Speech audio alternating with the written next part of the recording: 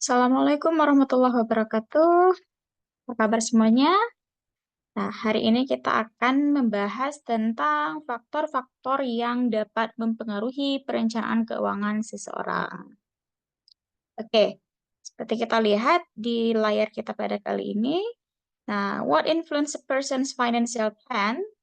Jadi di sini ada beberapa faktor ya. Secara umum, many factors that can be expected or unexpected. Jadi ada faktor-faktor yang bisa kita prediksikan atau ada faktor-faktor yang memang kita harapkan, tapi ada yang mungkin tidak diharapkan. Nah, di antara faktor-faktor yang dapat mempengaruhi perencanaan keuangan seseorang adalah yang pertama ini ada values, goals, and personal choices.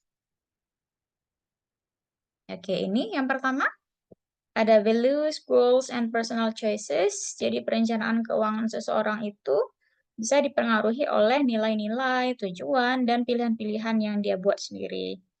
Kemudian juga ada yang kedua ini ada major life events. Jadi perencanaan keuangan seseorang itu bisa dipengaruhi oleh kejadian-kejadian besar dalam hidupnya.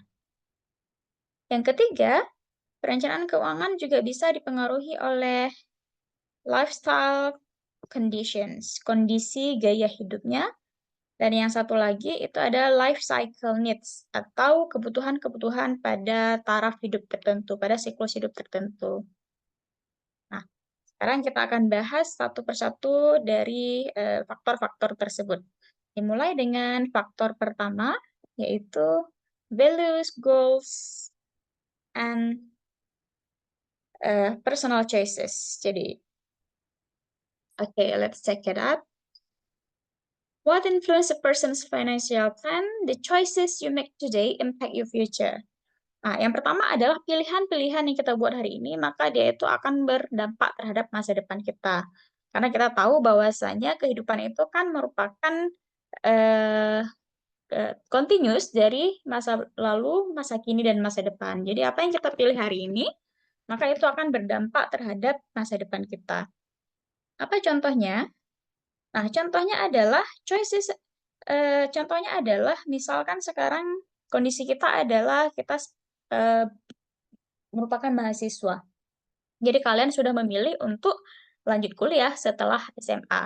Nah, konsekuensinya adalah karena kalian pilih lanjut kuliah, maka kalian tidak bisa fokus untuk bekerja ataupun mengumpulkan uang. Jadi otomatis tujuan-tujuan keuangannya itu akan ada waktu yang lebih lama untuk dapat tercapai. Dibandingkan dengan kawan-kawan yang mungkin tidak memilih untuk kuliah.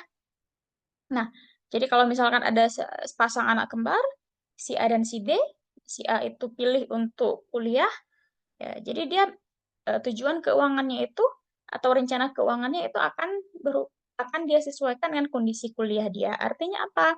Mungkin ada tujuan dia ingin membeli mobil, dia tidak bisa eh, mencapainya dalam waktu 5 tahun. Kenapa? Karena 5 tahun itu baru lulus kuliah atau ya baru mulai kuliahnya. Nah, sedangkan si B malah memilih untuk tidak lanjut kuliah, tapi dia langsung terjun ke dunia usaha ataupun dia langsung mulai bekerja. Ya, mereka juga B juga punya niat untuk membeli mobil. Nah, tetapi karena B itu sudah pilih untuk tidak kuliah, maka dia bisa lebih fokus untuk mengumpulkan uang. Nah, tapi bedanya adalah ya mungkin nilai tawarnya, bargaining point-nya si B itu tidak setinggi si A ketika nanti lulus kuliah. Nah, jadi demikian. Pilihan-pilihan kita yang kita buat hari ini maka akan berdampak terhadap masa depan. Choices and goals made in the present might have a significant impact on your future financial plan. Jadi tujuan yang kita buat sekarang, kemudian juga pilihan-pilihan yang kita buat di masa kini mungkin akan punya dampak yang signifikan terhadap perencanaan keuangan kita di masa depan. Nah, itu pasti ya. Karena tadi ketika pilih A, maka kita akan kehilangan B. Pilih B akan kehilangan A. Itu ada konsekuensi yang namanya opportunity cost. Oke, itu yang pertama. Yang kedua, faktor yang kedua itu adalah major life events. Jadi major life events ini adalah kejadian-kejadian besar dalam hidup Life events that affect your financial plan may be unexpected. Nah, kejadian besar dalam hidup yang mempengaruhi perencanaan keuangan itu bisa jadi hal-hal yang tidak diharapkan. Contohnya seperti apa? Kita balik ke kasus si A dan si B tadi. Nah, idealnya sesuai dengan rencana keuangan si A adalah dia akan fokus kuliah selama 8 semester, lalu setelah 4 tahun dia akan lulus kuliah, dan kemudian baru akan fokus bekerja mengumpulkan uang untuk membeli mobilnya. Nah, namun tiba-tiba pada semester 5 terjadi suatu hal yang tidak diharapkan. Salah satunya mungkin bisa jadi orang tuanya, ayahnya meninggal dunia. Ketika ada salah satu orang tua yang meninggal, maka itu merupakan suatu kejadian yang besar dalam hidup. Dan itu akan berdampak terhadap perencanaan keuangan si A tadi. Kalau di awalnya itu si A itu ingin kuliah dengan lancar, karena dia nggak perlu mikirin uang ya, SPP-nya selalu aman, juga perlu tugas dan sebagainya selalu ada uang, tinggal minta sama orang tua, jadi dia bisa kuliah dengan lancar, fokus ke kuliahnya saja, fokus menyelesaikan kuliah. Sehingga nanti 4 tahun selesai, tahun kelima dia akan mulai bekerja untuk mengumpulkan uang untuk mencapai tujuan keuangannya. Tetapi karena tadi orang tuanya meninggal, otomatis suatu kejadian yang tidak diharapkan, bisa jadi dampak yang pertama adalah kondisi mental si A akan terganggu. Artinya dia akan depresi, terpukul dan sebagainya, yang nanti akan berdampak pada tujuan keuangannya. Atau satu lagi, karena tadi dia kuliahnya itu rely on his father, kuliah dia semua ditanggung orang tua, ketika ayahnya meninggal, maka support finansialnya itu sudah tidak ada lagi. Sehingga si A sekarang selain dia harus tetap kuliah, dia juga harus memikirkan bagaimana cara membiayai kuliahnya. Jadi mungkin dia harus mulai kerja paruh waktu. Sehingga yang tadi rencana dia adalah ingin fokus kuliah, kemudian selesai tepat waktu, kemudian mulai bekerja, tiba-tiba harus berubah karena dia harus mulai bekerja di semester 5, kemudian kuliahnya tidak bisa fokus lagi. Otomatis tadi tujuannya itu rencananya tidak lagi sama. Maka ada kejadian besar dalam hidupnya yang mempengaruhi rencana keuangannya. Itu adalah faktor kedua. Kemudian faktor ketiga, ya ini ada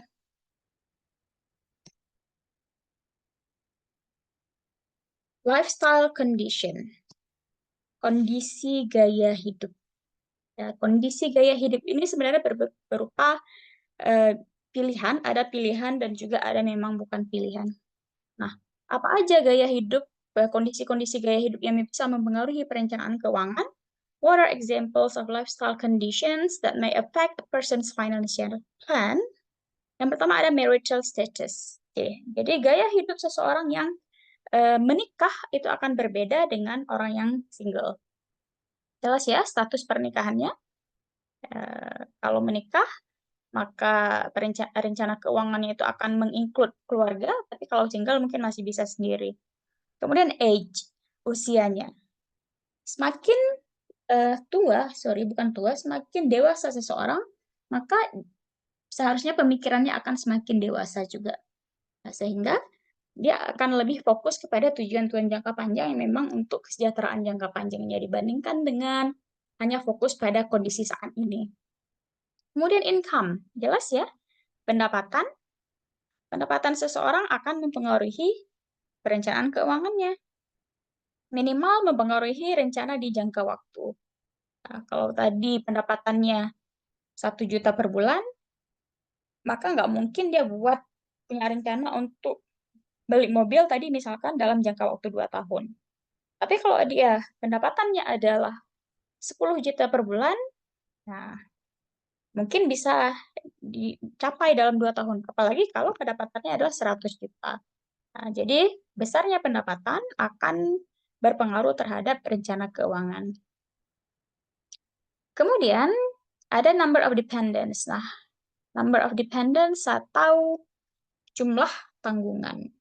Ini erat hubungannya dengan marital status ya. Kalau udah ada dependents, sudah ada tanggungan, ya otomatis tidak bisa hanya fokus ke diri sendiri lagi tujuannya. Education. Education atau pendidikan, ya. Bagaimana hubungan pendidikan dengan rencana keuangan? Ya, secara ideal, seseorang yang pendidikannya lebih tinggi, maka dia memiliki rencana keuangan yang lebih baik dibandingkan dengan orang yang, mohon maaf, mungkin kurang berpendidikan. Jadi seharusnya dalam konteks ini adalah, kalau kita bayangkan antara si A dengan si B yang di awal tadi, jadi seharusnya si A itu akan punya rencana keuangan yang lebih baik daripada si B. Walaupun nanti B itu mungkin dia punya kelebihan di experience-nya, di pengalamannya. Kemudian employment status, status pekerjaannya. Jelas ya, karena erat hubungannya dengan income, erat hubungannya dengan pendapatan. Ketika seseorang punya pekerjaan, dia bisa dengan lancar buat rencana keuangan ABC, tapi ketika misalkan tiba-tiba di PHK, ya maka otomatis harus ada penyesuaian terhadap rencana keuangannya. Health status, ya, status kesehatannya. Kalau sehat apa aja boleh. Rencananya pas sehat itu memang maunya ABC itu semuanya, muluk-muluk semuanya. Tetapi ketika sakit, maka fokusnya langsung berubah. Fokusnya adalah untuk kembali sehat. Yang terakhir ada economic outlook, bagaimana pandangan ekonomisnya. Nah, ini biasanya economic outlook ini tergantung bagaimana seseorang dia mengelola, bukan mengelola ya, tergantung bagaimana dia melihat kondisi-kondisi ekonomi ataupun bagaimana pandangannya terhadap keseharian dan hidupnya sendiri. Nah, jadi ini adalah kondisi-kondisi gaya hidup yang dapat mempengaruhi perencanaan keuangan seseorang. Oke. Poin yang terakhir di sini adalah ya, life cycle needs. Kebutuhan-kebutuhan pada siklus hidup tertentu. Nah, apa itu siklus hidup? Ya, siklus hidup manusia mulai dari lahir sampai meninggal, itu kan siklus hidup ya. So, life cycle, a series of stages through which an individual pass during his or her lifetime. Jadi ya, tingkatan ataupun tahap-tahapan tertentu yang dilalui manusia selama dia hidup, mulai dari lahir sampai dia meninggal. Nah, typical financial life cycle pattern applies to most people and affects the financial plan. Jadi biasanya itu pola gaya hidup itu ya hampir sama, mirip-mirip antara seseorang, sehingga dia itu juga akan punya pattern ataupun pola pengelolaan keuangan yang mirip. Tidak akan sama, tapi itu akan mirip biasanya. Dan itu akan mempengaruhi juga perencanaan keuangan. Apa saja life cycle-nya? Coba kita lihat.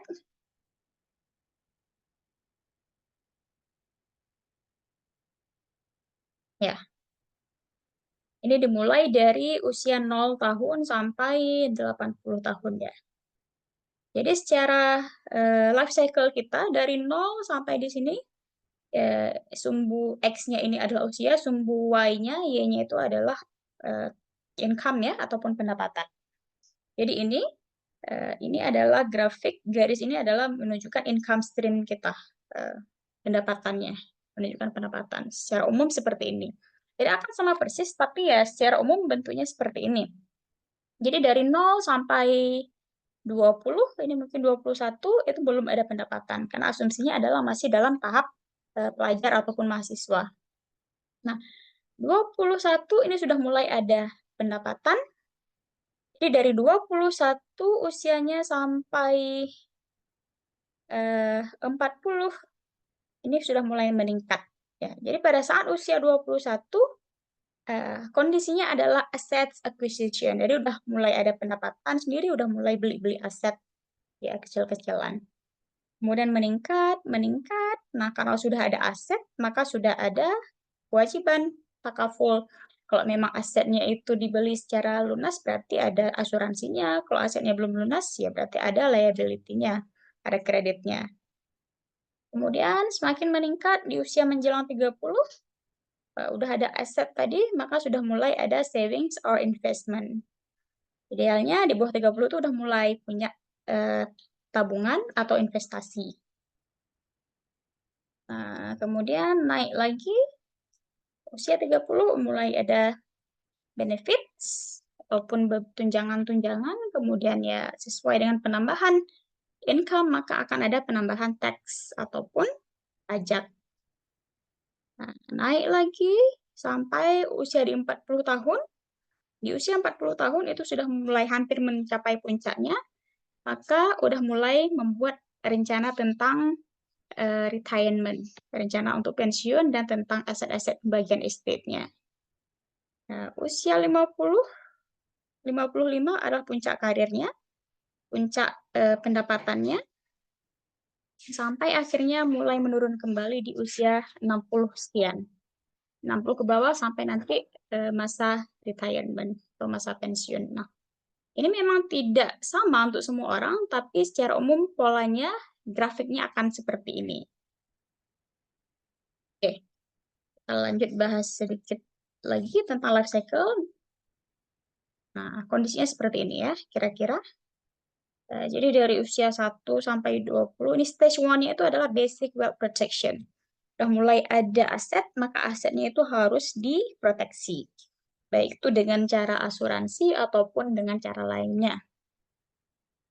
Nah, jadi usia 0 sampai 20 ini biasanya kondisinya masih single. Karena masih tahap pelajar mahasiswa. Kemudian dari usia 20-an itu udah mulai menikah. Mulai ada yang menikah di atas 20.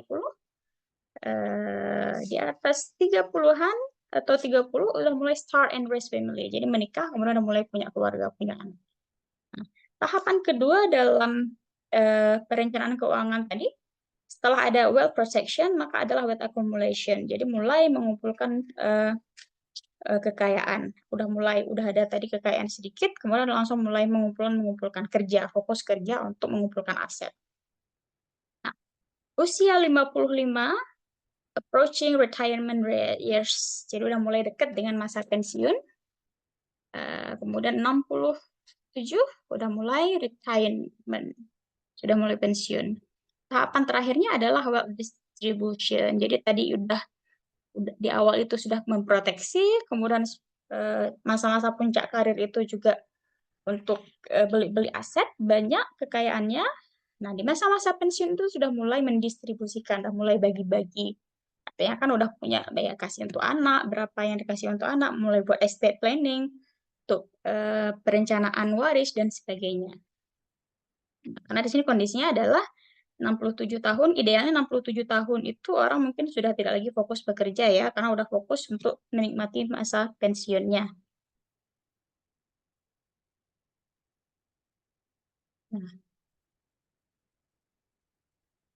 Nah, kondisi di sini pertanyaannya adalah,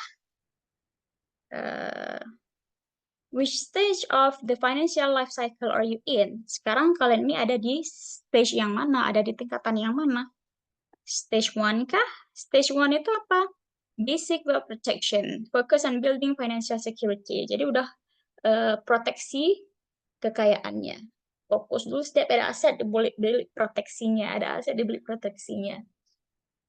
Stage kedua, wealth accumulation. Head of household has reached peak earning years, is accumulating wealth and approaching retirement. Jadi pada tahap kedua, mengumpulkan kekayaan.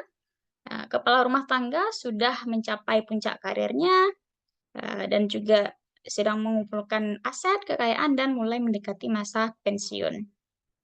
Yang ketiga, wealth distribution, the consumption of wealth usually during retirement. Jadi udah saat ini pada tahapan ketiga ini udah mulai pensiun, jadi nggak lagi fokus mengumpulkan, tapi menikmati apa yang sudah dikumpulkan. Nah, kira-kira sekarang kita ada di tahapan apa? 1, 2, atau 3? Nggak mungkin 3 kayaknya ya. 1 atau 2. Atau mungkin 1. Atau 0. Karena masih belum ada earning sama sekali, karena masih kuliah, belum bekerja.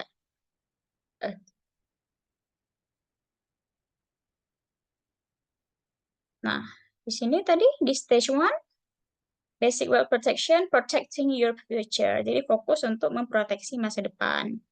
Ya, dimulai dengan develop emergency savings. Jadi mulai membuat emergency saving, dana darurat.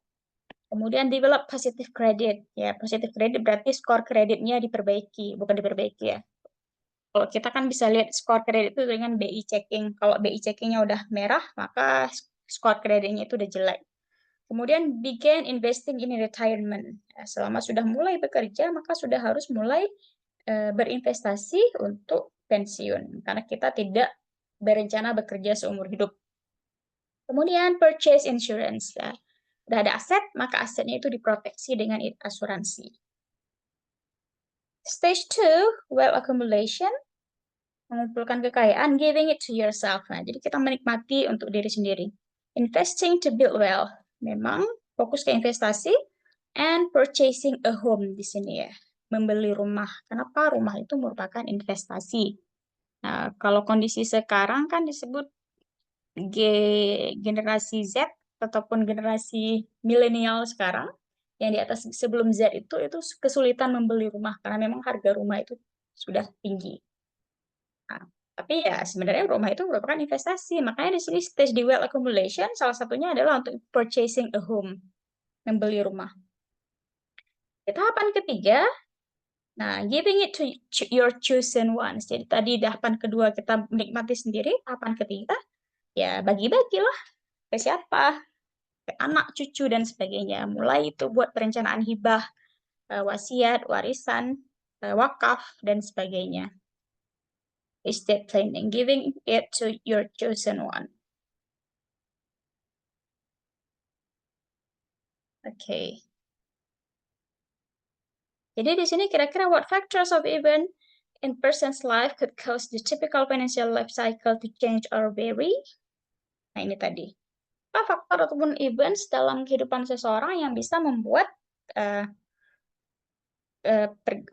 perubahan dalam konsep financial planning-nya?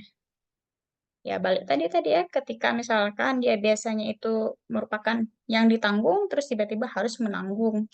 Maka dari tahapan 1 mungkin langsung naik ke 2. Atau misalkan tiba-tiba dapat bonus besar. Jadi dia dari tahapan 2 langsung bisa retire, langsung bisa pensiun. Oke. Nah, di sini ada financial life cycle events activity. People in certain age groups tend to have similar financial life cycle needs. Ya.